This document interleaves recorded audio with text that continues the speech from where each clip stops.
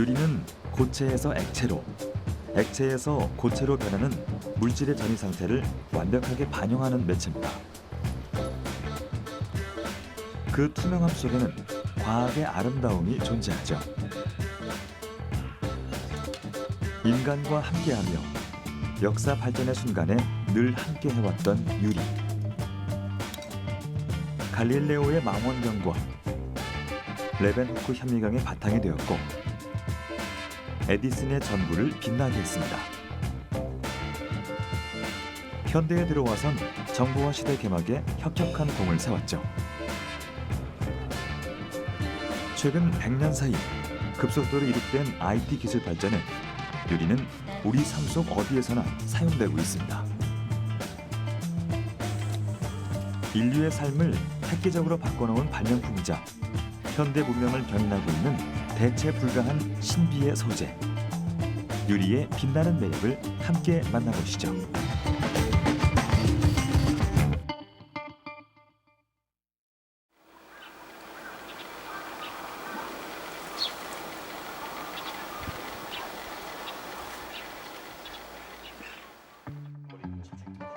남양주에 위치한 유리 공방. 수채화 물감을 입힌 듯 부드러운 파스텔 톤의 유리 작품들이 빼곡합니다.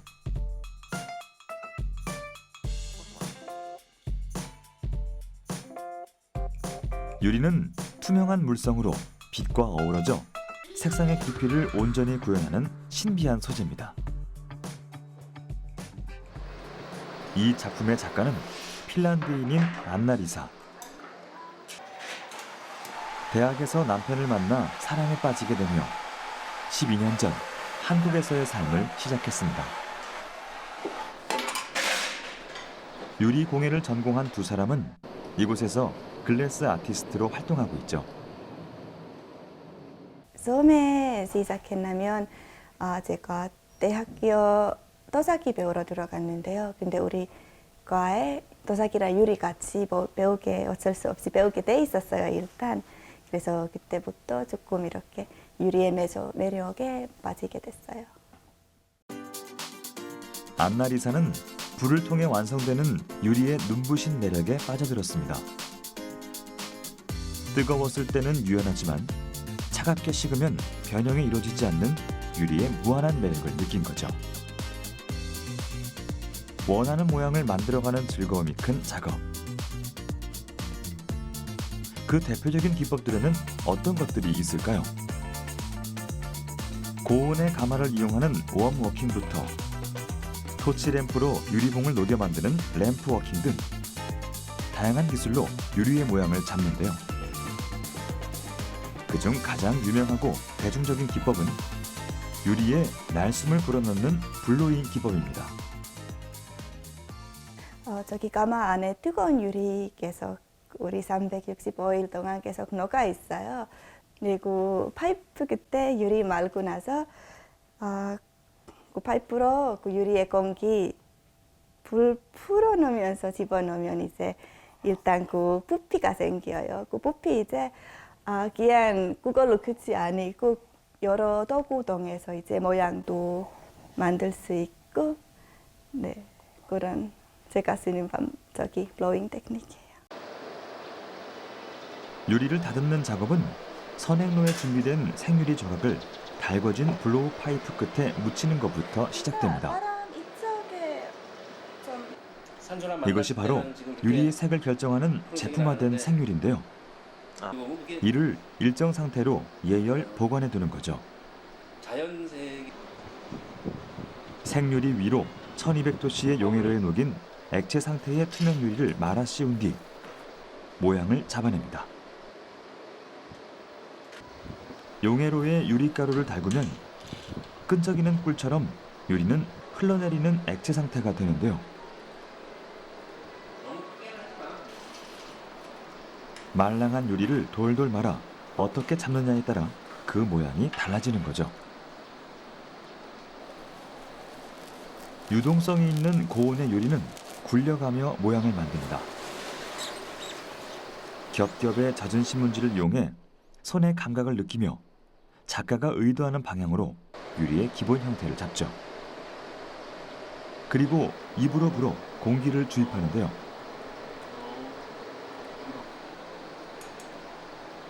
유리의 모양을 다듬을 때 파이프를 360도로 계속 회전시켜줘야 유리가 한 방향으로 쏠려 모양이 변형되는 것을 막을 수 있습니다. 자칫 집중력이 흐트러지면 다시 처음부터 시작해야 하죠. 짧게는 1시간에서 길게는 하루까지 고도의 집중력을 요하는 섬세한 작업입니다. 가장 신경 써야 되는 부분 아마 타이밍이 아닌가 싶어요. 어느 타임 뭐 해도 타이밍 놓치면 이제 다음 단계 넘어가기 늦어지거나 어려워지거나 아니면 아예 깨질 수 있어요. 지금부터 시작할 장식 작업은 파트너와의 호흡이 중요합니다. 유리는 실온에서 성형할 때 금방 굳기 때문에 끝없는 제가열을 통해 그 모양을 정교하게 잡아나가야 하는데요. 유리 전체의 온도를 균일하게 맞춰야 균열을 막을 수 있죠.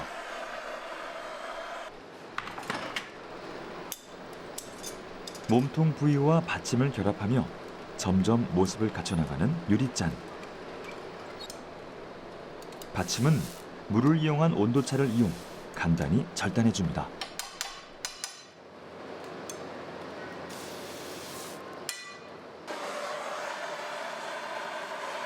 절단한 받침은 입구를 벌려 넓게 펴주는데요. 흥미로운 것은 다른 분야에서 테크니컬한 설계가 늘어가는 동안에도 유리를 다루는 기초적인 기술은 몇천 년 전이나 지금이나 변한 것이 거의 없다는 점이죠. 이제 유리잔의 입구를 만들어줄 차례. 용해로에서 다시 닳은 유리를 굴리며 입구를 벌려주면 긴 파이프 끝에서 아름다운 유리잔이 새 생명을 얻습니다. 유리는 이처럼 유연함과 단단함이 함께 존재한다는 점에서 오랜 시간 신비롭고 매력적인 소재로 사랑받아왔죠. 마무리 작업이 한창인 안날 이상. 1200도씨의 파이프와 싸운 인내의 과정의 끝이 보입니다. 파이프에서 뗀 유리잔은 선행로로 이동해 천천히 온도를 낮춰줘야 합니다. 온도차가 갑자기 떨어지면 공든탑이 무너지는 셈. 500도씨의 가마에서 14시간가량 천천히 식혀줘야만 완벽한 하나의 유리 제품이 탄생합니다. 유리 재료는 일단 우리 생각했던 유리는 차갑고 떨어지면 깨지고 약간 뭐 깨지면 날카롭고 그런 이미지가 있고 물론 아름다움도 있지만 근데 뜨거웠을 때 그 재료는 완전 반대고 일단 뜨겁고 물렁물렁하고 이렇게 뭐 만지면 모양도 잡힐 수 있고 약간 그런 거 이 유리의 두 얼굴 뭐 네, 밤하고 낮 같은 그런 매력에 빠졌던 것 같아요. 유리 공예는 실용성과 함께 인간의 마음을 즐겁게 하는 요소를 겸비한 예술입니다.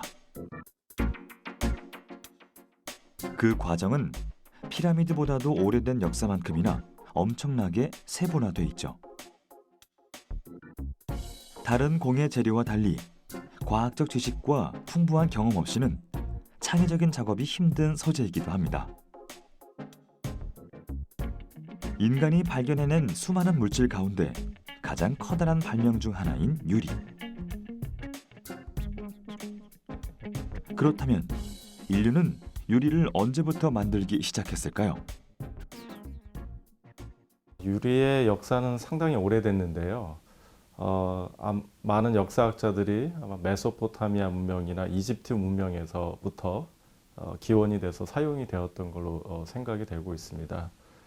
예전에는 고대 시대에는 유리가 주로 이 귀족들의 장식품을 만드는 데 이제 사용이 되었었고요. 이제 중세에 들어서면서 안경이라든가 현미경, 이제 만환경들이 이제 개발되면서 이제 특수 목적으로 과학적인 용도로 유리가 이제 사용이 되었었습니다. 그럼 과학적 시각에서 이 신비한 소재는 어떤 물질로 평가받을까요?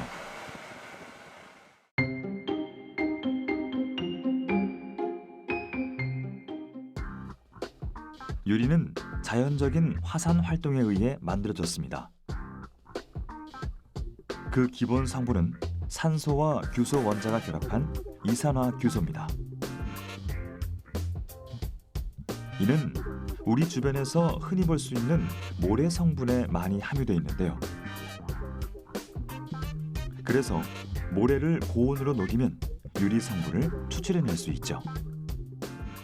그 유리의 기원의 경우에는 사실 누구도 최초 유리가 뭔지 모르는데, 근데 이제 그 화산 작용에 의해서 나온 그 흑요석이라고 하는 거를 최초 유리로 저희가 정의를 하고 있습니다.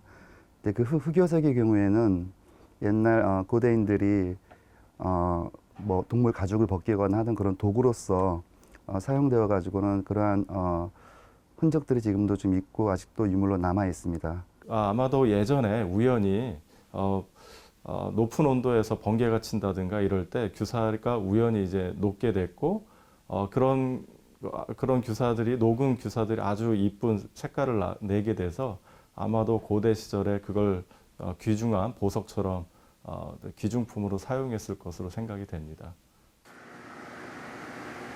자연의 투명함을 소유하기 위해 인류는 규사를 녹여 유리를 제조하기 시작했습니다.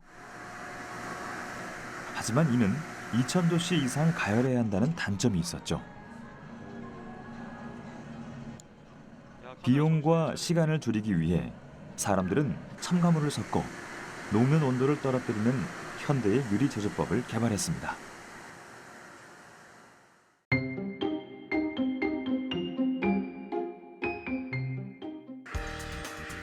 유리는 얼핏 보면 딱딱한 고체처럼 보이지만 과학적으로 볼 때 영락없는 액체입니다. 고체가 가지고 있는 알갱이나 결정 구조가 없기 때문이죠.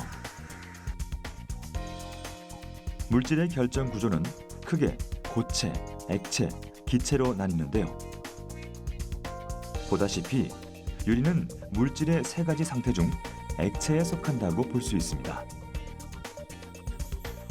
과학적 정의로 따져보면 유리는 매우 느리게 흐르는 액체인 셈이죠. 유리를 우리가 생각할 때 이제 고체라고 생각하기 쉽게 되는데요. 사실은 재료학적인 관점에서는 유리는 액체입니다. 왜 그렇게 되냐면 우리가 고체, 액체, 기체를 이제 구분할 때 물질의 구조를 이제 보게 되는데요. 결정으로 이루어진 물질을 우리가 고체라고 하고 결정으로 이루어지지 않은 물체를 액체라고 우리가 부르게 됩니다. 우리가 유리를 대중적으로 사용하게 된 것은 얼마 되지 않았습니다. 다루기 힘든 특성으로 대량 생산이 쉽지 않았기 때문이죠. 기원전 1세기 대롱불기 기법이 탄생하며 유리 제품을 만드는 시간이 단축되긴 했지만 이 역시 만족할 만한 양의 유리를 만들어내지는 못했습니다. 특히 제작이 쉽지 않은 판유리는 고가라, 왕족의 저택이나 성당 등 극히 한정된 건물에서만 사용할 수 있었죠. 재미있는 점은 이런 특징을 이용해 세금을 징수하기도 했다는 점이죠. 이른바 창문세. 영국에선 창문을 단 집에 세금을 부과, 사람들이 창문을 없애는 기현상이 나타나기도 했습니다.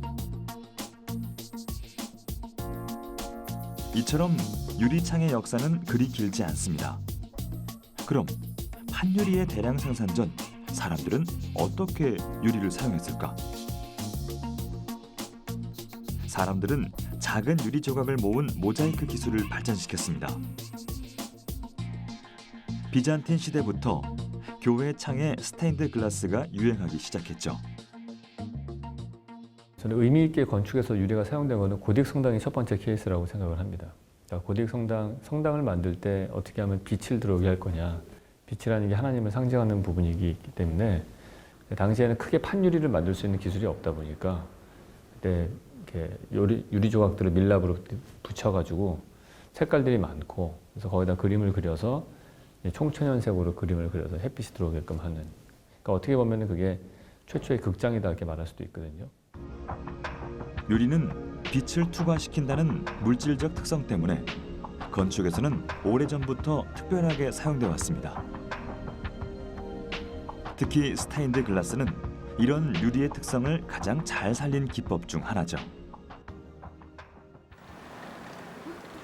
빛을 통한 아름다움은 오늘날에도 이어지고 있습니다.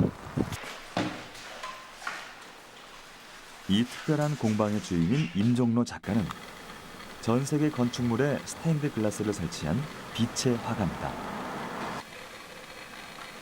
1999년 이탈리아 피렌체로 건너가 본고장의 기술을 배워온 그의 손끝에서 18년간 다양한 작품들이 탄생했죠.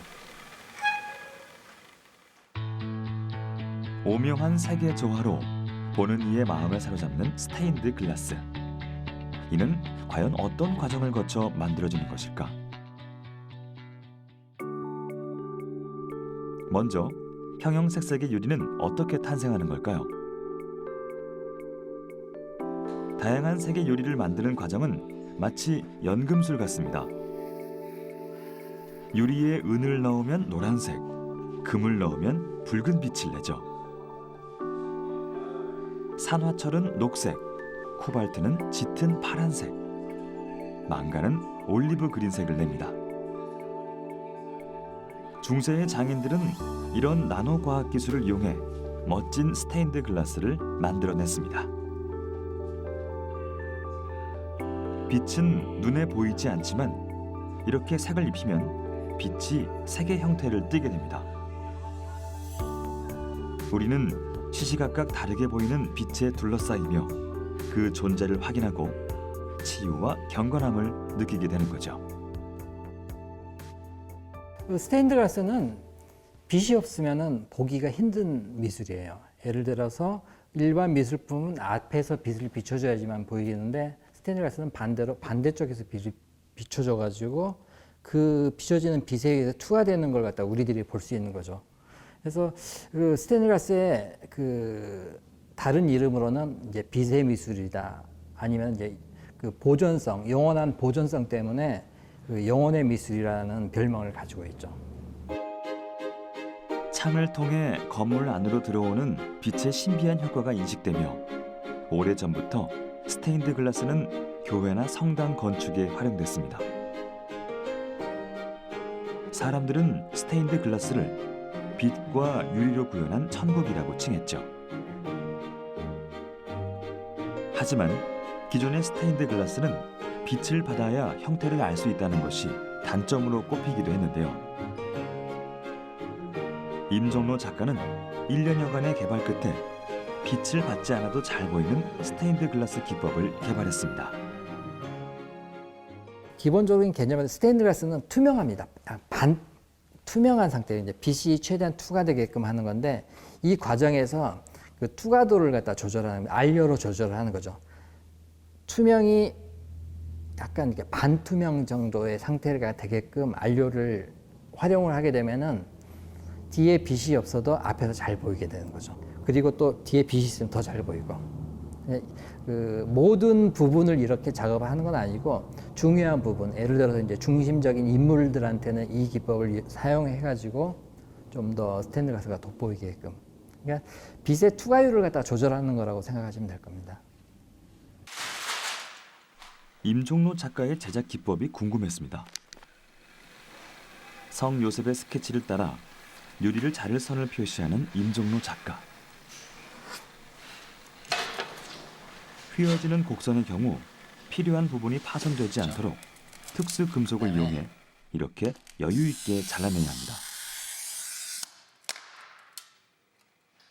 근대까지도 사람들은 물속에 유리를 넣고 가위로 조금씩 잘라 형태를 만들었습니다. 유리 표면의 나트륨과 물 분자의 수소가 반응하며 유리가 절단되는 원리였죠. 하지만 지금은 도구의 발달로 누구나 손쉽게 유리를 자를 수 있습니다. 그래도 상대는 날카로움을 숨긴 유리. 작업이 위험하진 않을까요? 위험하진 않아요. 정해진 룰대로 그대로 자르기만 하면 절대 다치지 않는데, 다만 이제 다 자르고 나서 다른 행동을 할 때 실수로 다치는 경우가 있는데, 그것도 거의 드물게 있습니다. 유리는 잘만 다루기만 하면 전혀 위험하진 않아요. 다음은 채색 과정. 오랜 경력을 요하는 작업이죠. 물감이 좀 두툼하고 무겁죠. 종이에 그림을 그리는 것과 달리 유리는 알료를 잘 흡수하지 않아 보다 많은 주의를 기울여야 합니다. 이 물감으로 빛을 차단을 시켜가지고 형태를 만들어 나가야 되는데, 이러기 위해서는 빛을 차단하기 위해서는 물감이 좀 약간 두툼하게 발려져야 되는 거죠. 두툼하게 칠해져야 되려면은 이거 자체가 양이 많아야 되는데, 이 많은 양을 갖다가 잡기 위해서 붓이 긴 거죠. 선을 하는 이 정도 그러면 물감이 벌써 떨어져 버려요. 그래서 이제 긴 걸로 해서 훨씬 더 많이 쓸 수 있게 하는 거죠. 안 그러면 이런 식으로 작업해야 되니까 이렇게 칠하고 여러 번 이렇게 칠해야 되니까 깔끔하게 처리를 못하죠. 그림에 사용되는 물감은 철 성분의 특수 알료 그리잘리아. 섬세한 작업 끝에 성 요셉의 스케치가 완성됐습니다. 이 위에 채색을 한 뒤 지워지지 않도록 600도씨의 가마에서 구워내는데요. 이는 유리의 형태가 변형되지 않는 온도입니다. 알료가 녹아 유리에 안착하면 그림을 손본 뒤 다시 가마에 굽는 것을 반복합니다.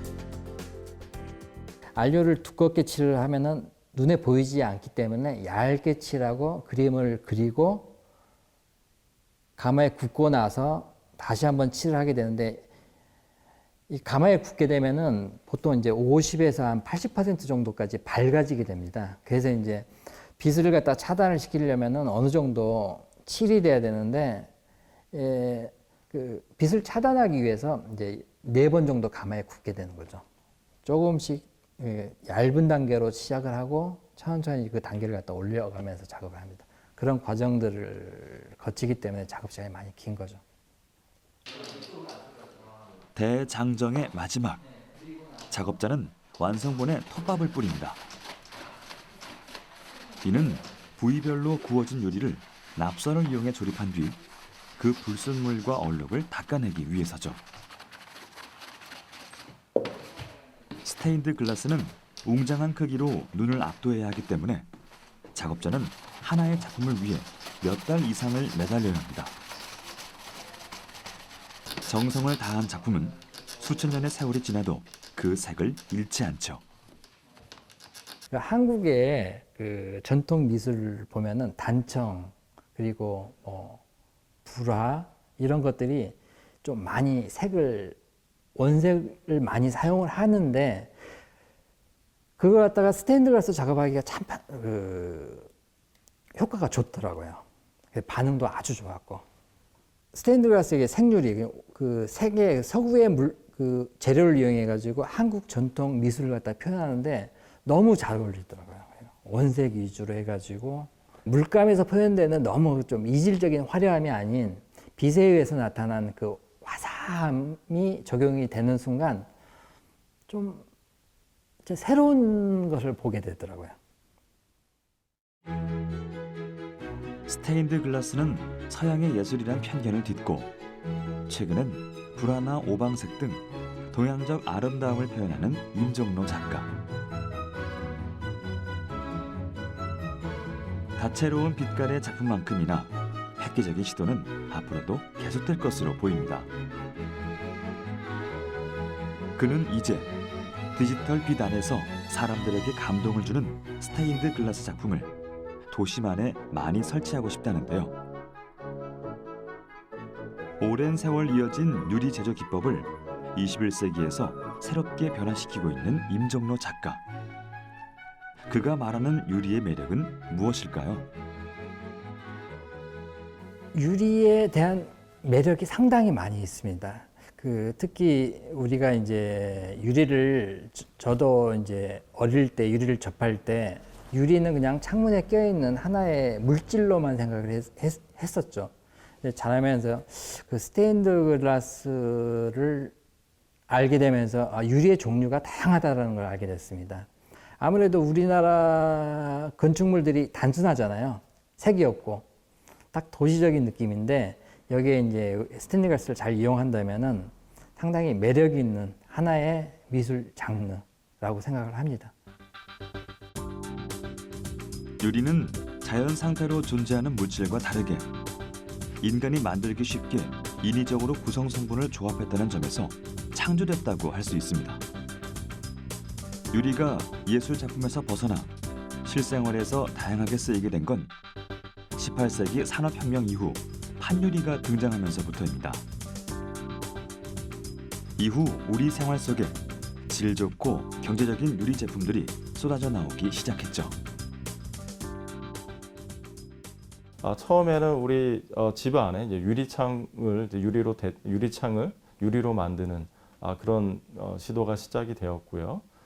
그 이후에 자동차 산업이 발전되면서 예전에는 유리가 없이 그냥 운전을 했었습니다. 그래서 상당히 운전자가 운전하기 상당히 불편했겠죠, 바람 때문에. 하지만 이제 유리를 이제 대량으로 생산하는 기술이 발전하면서 자동차 앞유리, 뒷유리를 전부 다 이제 유리로 만들 수 있게 되고, 그래서 운전자가 편안하게 운전할 수 있게끔 이제 발전이 되었고요. 그 이후에 전자 산업에 디스플레이라든가 이제 스마트폰에 유리가 사용되면서 상당히 작고 가벼우면서 품질이 좋은 그런 디스플레이들이 이제 개발되기 시작하였습니다. 대중화된 유리는 철, 시멘트와 함께 3대 건축 재료로도 떠올랐습니다. 도시의 마천루들은 수전공이라고 해도 과언이 아닐 만큼 많은 유리로 뒤덮여 있죠. 물리학자 제임스 트래필에 따르면 현대식 빌딩 하나를 짓는 데 사용되는 유리의 양이 로마 제국 전체가 사용했던 유리보다 많을 거라고 합니다. 유리의 가장 큰 장점은 빛이 통과해 실내를 자연광으로 밝혀줄 수 있다는 점. 반대로 단점은 작은 충격에도 부서지기 쉽다는 점인데요. 현대의 기술은 이를 어떻게 보완하고 있을까요?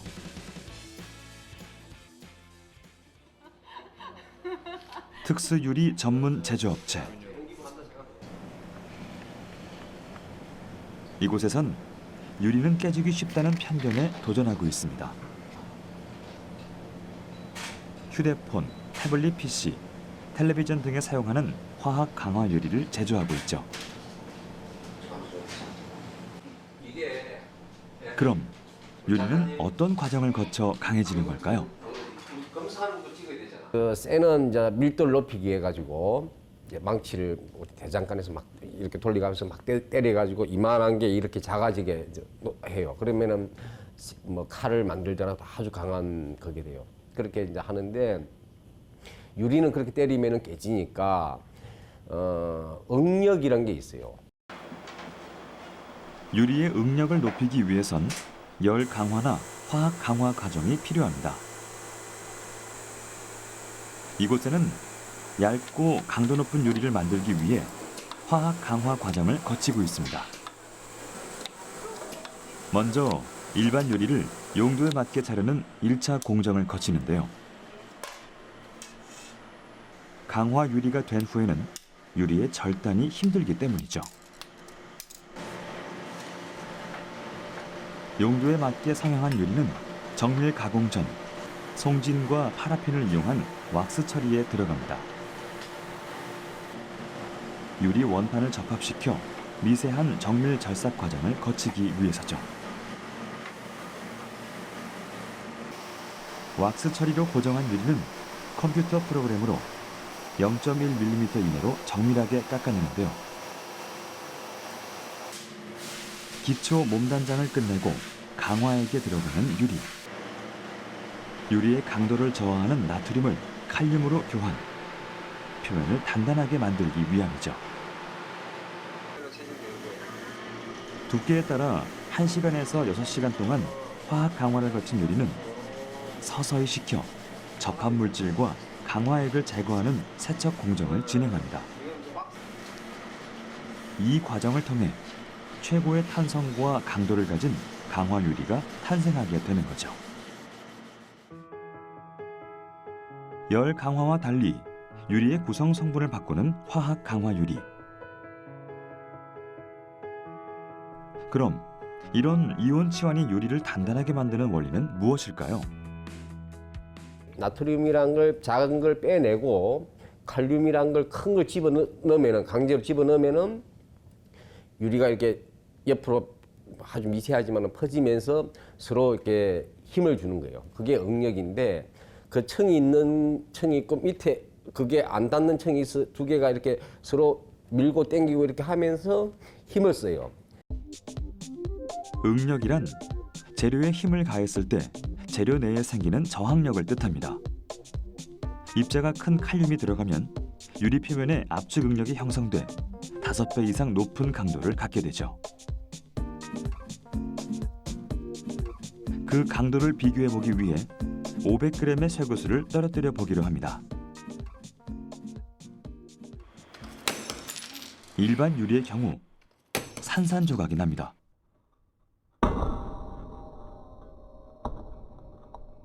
강화 유리의 경우 망치로 내려치는 수준의 힘을 가진 500g의 쇠구슬을 끝까지 견뎌냅니다.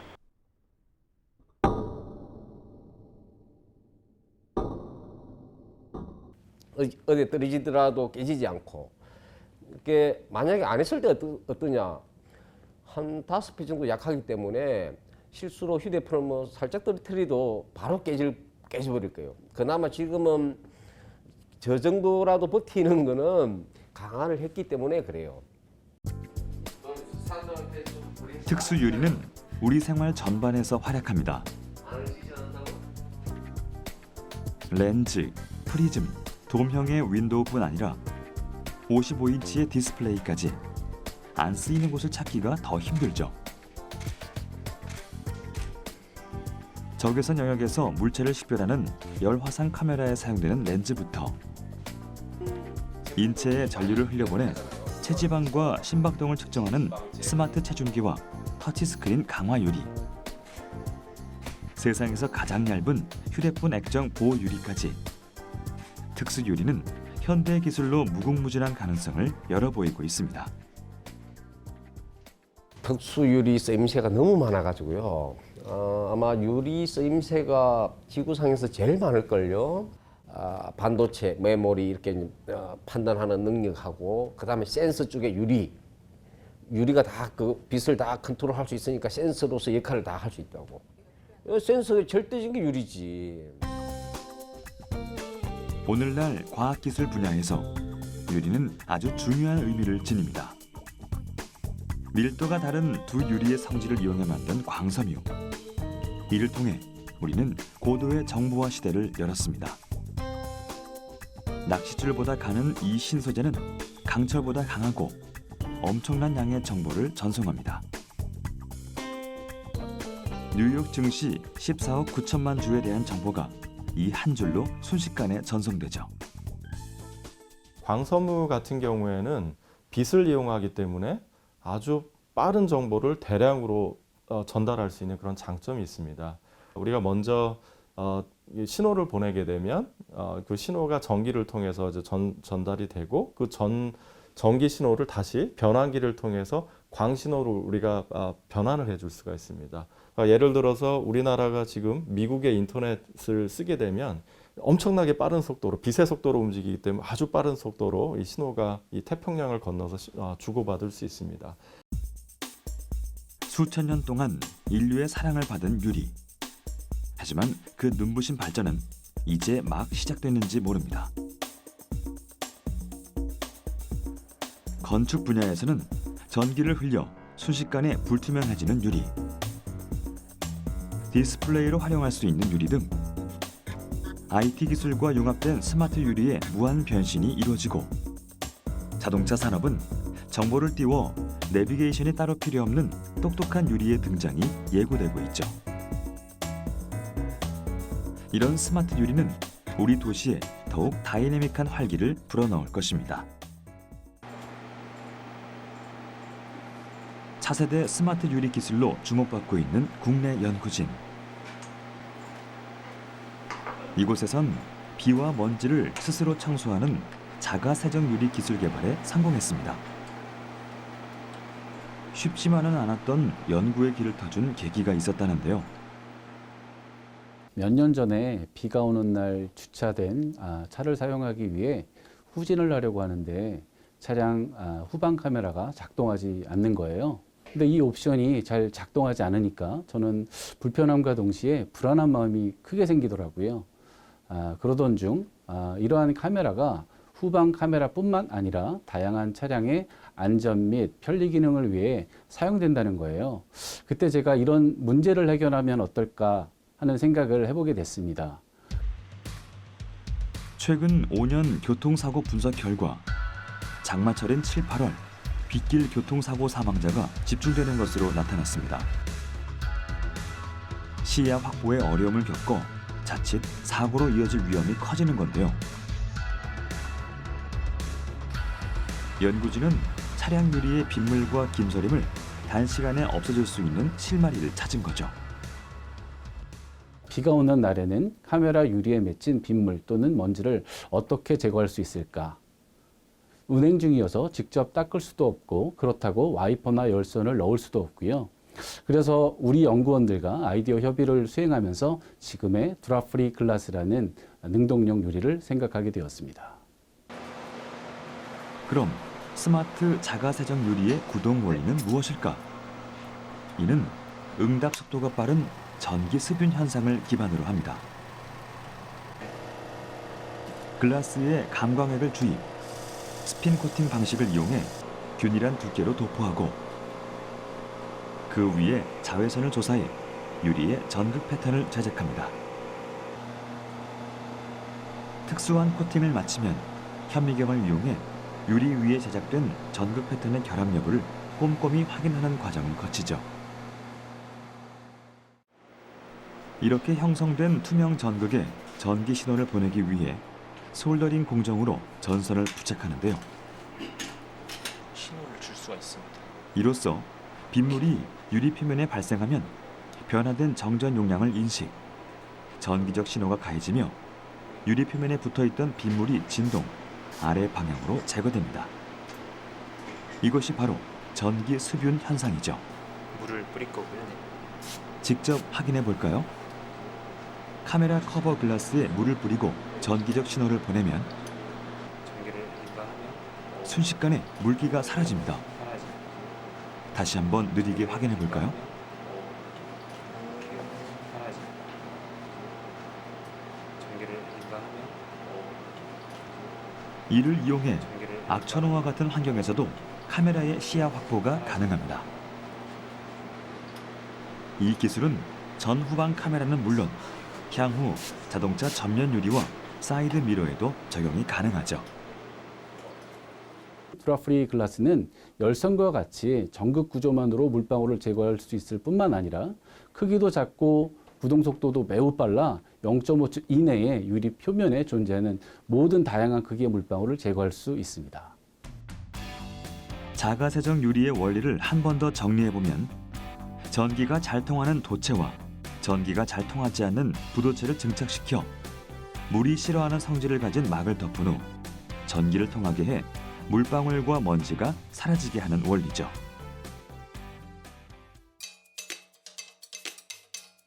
저절로 청소되는 유리의 활용 범위가 늘어나면 고층 유리창은 물론 다양한 유리 제품의 적용, 사람들의 안전을 지키는 효자 역할을 톡톡히 하겠죠.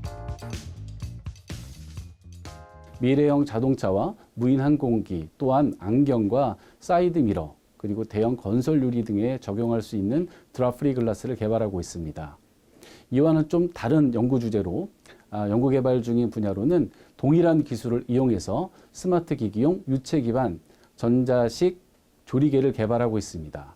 이는 현재 국내 모 대기업에서 발표한 스마트폰 카메라에 적용된 기계식 조리개의 낮은 구동 속도와 높은 소비 전력과 같은 단점들을 보완할 수 있는 차세대 기술이라고 생각하고 있습니다. 5,000년 넘게 진화, 발전해온 유리. 현대의 3D 프린터 기술은 투명한 물질까지 프린트할 수 있죠. 변화무쌍한 유리는 또 어떤 모습으로 우리 앞에 등장할까요?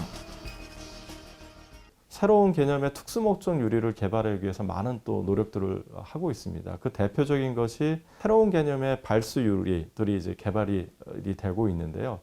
이런 먼지가 쌓이지 않고 물이 고이지 않는 유리를 만들게 되면 자동차 같은 경우에 우리가 와이퍼를 사용하지 않고도 운전자의 시야를 이렇게 확보할 수 있는 큰 장점이 있고요.